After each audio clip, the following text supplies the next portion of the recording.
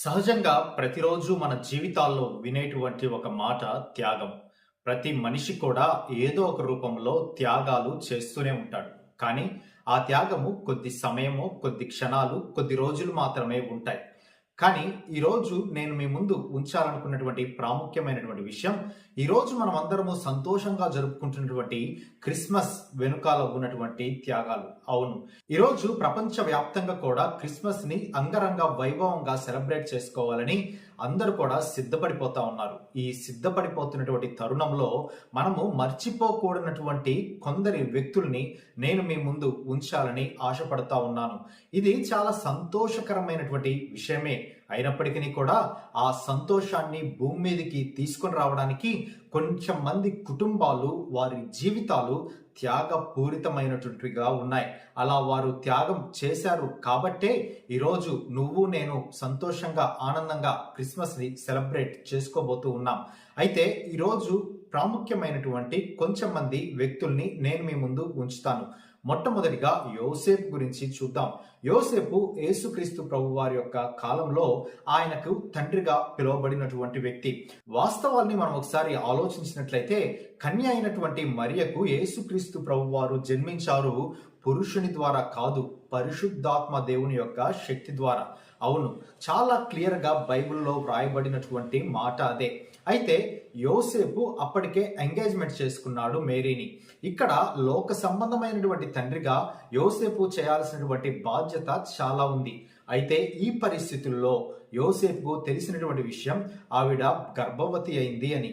ఆయనకి కాబోయేటువంటి భార్య గర్భవతి అయింది అనేటువంటి విషయాన్ని తెలుసుకున్నటువంటి యోసేపు తన హృదయంలో ఎలాగైనా కూడా ఆమెను విడనాడాలి అనేటువంటి బలమైనటువంటి తీర్మానాన్ని తీసుకున్నాడు. ఈ సమయంలో దూత వచ్చి యోసేపుతో మాట్లాడింది. ఈ జరుగుతున్నటువంటి కార్యమంతా కూడా ప్రవచన నెరవేర్పు. రక్షకుడైనటువంటి యేసుక్రీస్తు ప్రభు వారికి ఈ లోకములోకి రావడానికి నీవు పెళ్లి చేసుకోబోయేటువంటి మరియని దేవుడు ఎన్నుకున్నాడు అనేటువంటి విషయం దూత చాలా స్పష్టంగా యోసేపుకు తెలిపింది. చాలా భారమైనటువంటి విషయమే. అప్పటికే ఆ ప్రాంతంలో ఉన్నటువంటి వారందరికీ కూడా మరియ గర్భవతి అనేటువంటి విషయం తెలిసిపోయింది. ఇటువంటి పరిస్థితులలో వివాహము కాకుండానే ముందుగా గర్భం ధరించినటువంటి మరియని ఆయన చేర్చుకోవడానికి ఇష్టపడ్డాడు. యోసేపు చేసినటువంటి ప్రాముఖ్యమైనటువంటి త్యాగం. ఇటువంటి పరిస్థితుల్లో యోసేపు దేవుని మాటకి విధేయత చూయించాడు. లోకస్తులు చెప్పేటువంటి మాటని పక్కన పెట్టాడు. ఎంతో మంది అవమానాలతో ఆయనని తిరస్కరించి నువ్వు చేసేటువంటిది తప్పు అని చెప్పినప్పటికీ కూడా ఆయన కేవలము దేవుడి మాటకి విధేయత చూపినట్లుగా మనము చూస్తాం. దేవుని మాటకి విధేయత చూయిస్తున్నప్పుడు ఖచ్చితంగా మన జీవితాలలో తిరస్కారాలు సమాజంలో వస్తూనే ఉంటాయి. దానికి ప్రాముఖ్యమైనటువంటి ఉదాహరణ యోసేపు కాదా? యోసేపు జీవితంలో ఎన్నో చీత్కారాలు ఆయన పొందుకున్నాడు. నీవు ఒక గర్భము ధరించినటువంటి స్త్రీని, లేకపోతే యూదులు చెప్తా ఉన్నారు వ్యభిచారములో ఉన్నటువంటి ఆ స్త్రీని నీవు ఏ విధముగా వివాహము చేసుకుంటావని. కానీ ఏ ఒక్క మాట కూడా ఆయన నమ్మకలేదు. ఆయన నమ్మిందల్లా దేవుని మాటను మాత్రమే. దేవుని మాటను ఆయన నమ్మాడు, విశ్వసించాడు. కాబట్టే ఆ రోజు యోసేపు చేసినటువంటి త్యాగం వలననే ఈరోజు రక్షకుడు భూమి మీదకి రాగలిగాడు. అలా చెప్పుకుంటూ పోతే యోసేపు ఎన్నో త్యాగాలు చేసిన దానికి నిదర్శనంగా ఉన్నాడు. తన జీవితాన్నే ప్రభువు కోసం త్యాగం చేశాడు. తర్వాత మనం ఒకసారి ఆలోచించినట్లయితే దూత వచ్చి తెలుపుతుంది కదా, హేరోదు మిమ్మల్ని అందరినీ చంపడానికి సిద్ధంగా ఉన్నాడు అనేటువంటి విషయం తెలిసినప్పుడు వెంటనే యోసేపు తన భార్యను తీసుకుని ఐగుప్తుకు పారిపోయినట్లుగా చూస్తాం.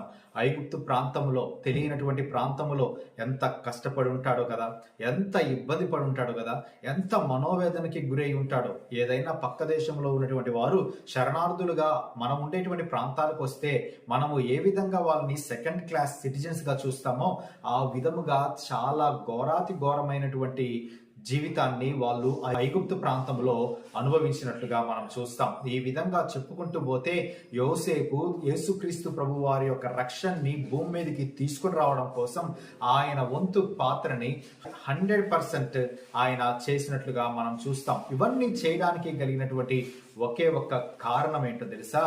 దేవుడు చెప్పినటువంటి మాటని యోసేపు ఆలకించాడు. ఈరోజు చాలా మంది వారి జీవితాలలో దేవుడు చెప్పినటువంటి మాటల కంటే సమాజంలో మానవులు చెప్పేటువంటి మాటలకి, మానవులు ఇచ్చేటువంటి ప్రమాణాలకే ఎక్కువగా ప్రాముఖ్యతని చూపిస్తా ఉన్నారు.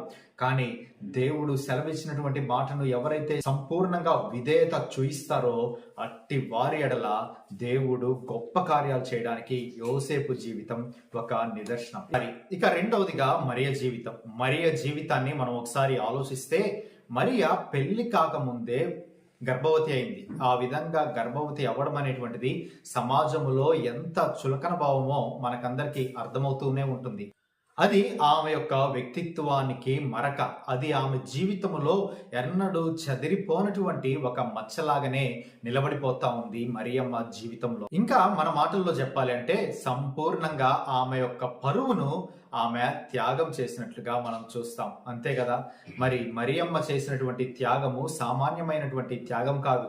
అదే దూత మన దగ్గరికి, లేకపోతే ఇప్పుడున్నటువంటి వ్యక్తుల దగ్గరికి వచ్చి, దేవుడు నిన్ను ఏర్పాటు చేసుకున్నాడు, నీ ద్వారా రక్షణ రాబోతూ ఉంది నీ కుమారుడి ద్వారా అంటే, చాలా మంది కూడా దేవా నాకు ఈ పరిస్థితుల్ని అనుమతించొద్దు ప్రవ్వా, ఈ భారం మోయడం నాకు చాలా కష్టంగా ఉంది అని చెప్పేటువంటి వ్యక్తులు మన ముందు చాలా మంది కనపడతారు.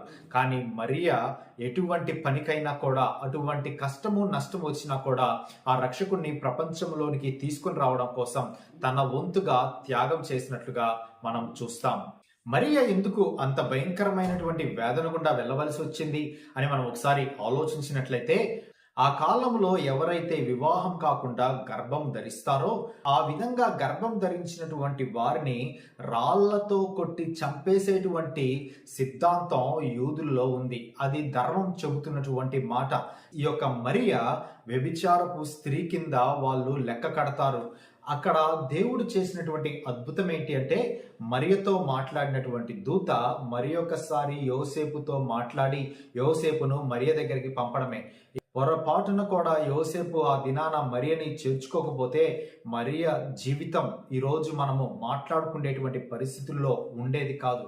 కానీ దైవ సంకల్పాలు చాలా గొప్పగా ఉంటాయి అనడానికి ఈ కుటుంబమే ఒక నిదర్శనం.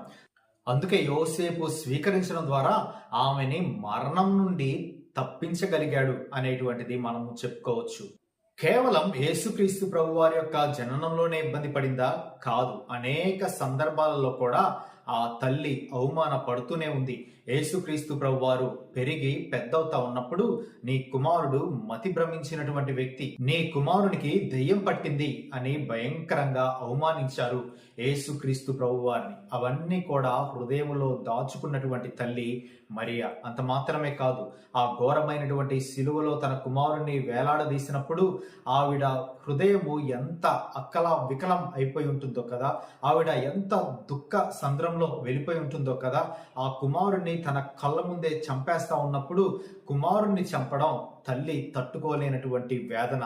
అటువంటి భయంకరమైనటువంటి పరిస్థితుల్లో కూడా మరియా తన హృదయంలో ఉన్నటువంటి వేదనని, దుఃఖాన్ని దిగమింగుకొని ఈ లోకంలోనికి రక్షణ తీసుకొని వచ్చేటువంటి వ్యక్తి ఇతనే అని సంపూర్ణంగా నమ్మగలిగింది. కారణం ఆ తల్లికి దేవుడిచ్చినటువంటి వాగ్దానం. ఈరోజు చాలా మంది కూడా దేవుడిచ్చినటువంటి వాగ్దానాలను పక్కన పెట్టి లోక సంబంధమైనటువంటి వాటి కోసం వెతుకుతా ఉన్నారు. కానీ మరియమ్మ జీవితంలో మనం నేర్చుకోవాల్సినటువంటి పాఠాన్ని ఒకసారి మనం ఆలోచించగలిగితే, మరియ చేసినటువంటి ఒక గొప్ప పని, దేవుడు ఏదైతే మాట చెప్పాడో ఆ దేవుడు చెప్పినటువంటి మాటని తన హృదయంలో విశ్వసించడానికి మరియ వెనుతీయలేదు. ఇక మూడవదిగా మనం ఒకసారి ఆలోచించినట్లయితే, యేసుక్రీస్తు ప్రభువారు పుట్టినటువంటి కాలంలో అనేక మంది తల్లులు పిల్లల్ని పోగొట్టుకున్నారు. హేరోద్ మహారాజు చెప్తాడు కదా, 2 సంవత్సరాల లోపు ఉన్నటువంటి పిల్లలందరినీ కూడా చంపేయండి అని. ఆ కాలంలో అంగలార్పు వినబడింది అని బైబిల్ చాలా స్పష్టంగా తెలియజేస్తుంది. ఎంత వేదన, ఎంత దుఃఖము తల్లులు ఇళ్లలో అనుభవించారంటే, పుట్టినటువంటి కుమారుడు పుట్టినట్టుగానే చనిపోతా ఉంటే వారు ఏ కారణంతో చంపుతున్నారో కూడా అర్థం కానటువంటి పరిస్థితుల్లో ఆ తల్లులు అల్లాడిపోయారు. వారు చేసినటువంటి త్యాగం సామాన్యమైనటువంటి త్యాగం కాదు కదా. అందుకనే దేవుని సేవకులు చెప్పేటువంటి మాట, మొట్టమొదటిగా హతసాక్షులైనటువంటి వారు ఎవరైనా ఉన్నారంటే ఆ చంటి బిడ్డలేనంట. అంతే కదా, ఆ బిడ్డలు చనిపోవడం వలన ఆ రక్షకుడైనటువంటి యేసుక్రీస్తు ప్రభువారు ఈ లోకములో సురక్షితంగా ఉండగలిగాడు. దేవుడు అనుమతించాడు. అయినప్పటికీ కూడా దేవుడు వారికి పరలోకమందు ఫలాన్ని ఇచ్చేటువంటి దేవుడు మన దేవుడు.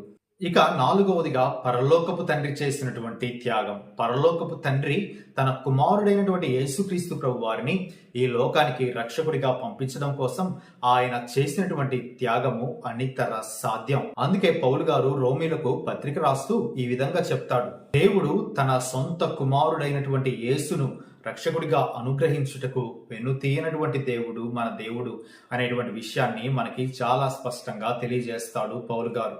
అంతే కదా, ఈ లోకములో కేవలము కొద్ది కాలం ఉండి అంతలో మాయమైపోయేటువంటి జీవితం మానవుడి యొక్క జీవితం. ఇటువంటి జీవితాన్ని ఒక ఫలభర్ధకమైనటువంటి జీవితముగా మలచడం కోసం తండ్రి చేసినటువంటి త్యాగం ఎంతో ఆశ్చర్యకరమైనటువంటి త్యాగమే.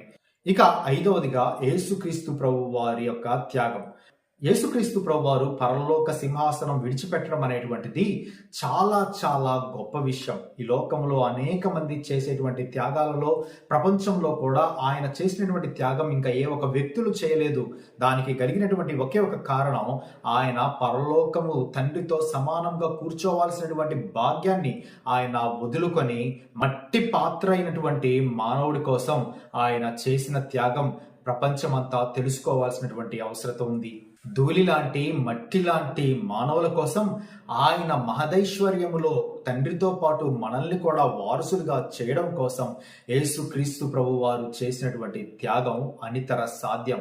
ఆయన తన స్వరూపమందు మానవుణ్ణి సృష్టించుకున్నాడు కాబట్టే యేసుక్రీస్తు ప్రభు వారిని లోకంలోనికి పంపించి ఏదైతే పాపం అనేటువంటిది మానవుడి మీద ఏలుబడి చేస్తూ ఉందో ఆ ఏలుబడి చేసేటువంటి పాపములో నుండి శాపములో నుండి మానవుణ్ణి రక్షించి ఆయనతో పాటు పరలోక సింహాసనంలో కూర్చొని పెట్టడం కోసం శ్రేష్టమైనటువంటి బలిగా యేసుక్రీస్తు ప్రభు వారిని తండ్రి సమర్పించాడు.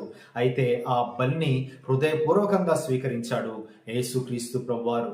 అందుకనే ఆయన చేసినటువంటి త్యాగాన్ని ప్రపంచంలో ఉన్నటువంటి క్రైస్తవులే కాకుండా అన్ని మతాల వారు కూడా నేటికి ఆయన బోధనల్ని ఆయన చేసినటువంటి త్యాగాల్ని జ్ఞాపకం చేసుకుంటూనే ఉంటారు. కారణం ఏంటంటే ప్రపంచంలో ఇంకటువంటి త్యాగం ఇంకా ఏ ఒక్క వ్యక్తి కూడా చేయలేదు.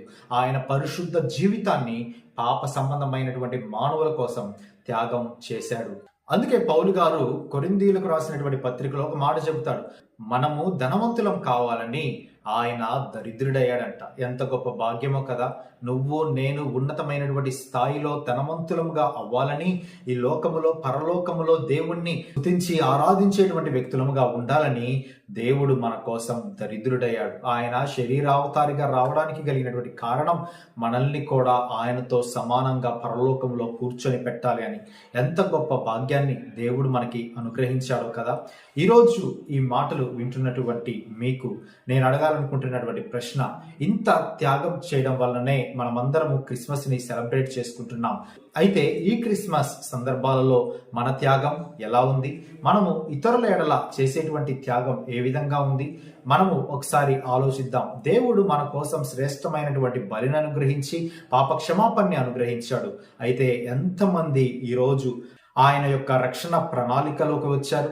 ఎంతమంది లోక సంబంధమైనటువంటి ఆచారాలను విడిచిపెట్టి క్రీస్తు కేంద్రీకృతమైనటువంటి కుటుంబాలను, క్రీస్తు కేంద్రీకృతమైనటువంటి జీవితాలని కట్టుకున్నారు? ఒకసారి మనల్ని మనం ఆలోచించుకుందామా? కాబట్టి వారు చేసినటువంటి త్యాగముల వల్లనే ఈరోజు మనమందరం కూడా సంతోషంగా ఆనందంగా ఉండగలుగుతా ఉన్నాం. కాబట్టి మనమందరం కూడా దేవుణ్ణి హృదయమారా మనసారా ఆరాధించి స్తుతించేటువంటి వ్యక్తులముగా ఉండాలని మనస్ఫూర్తిగా కోరుకుంటూ ఉన్నాను.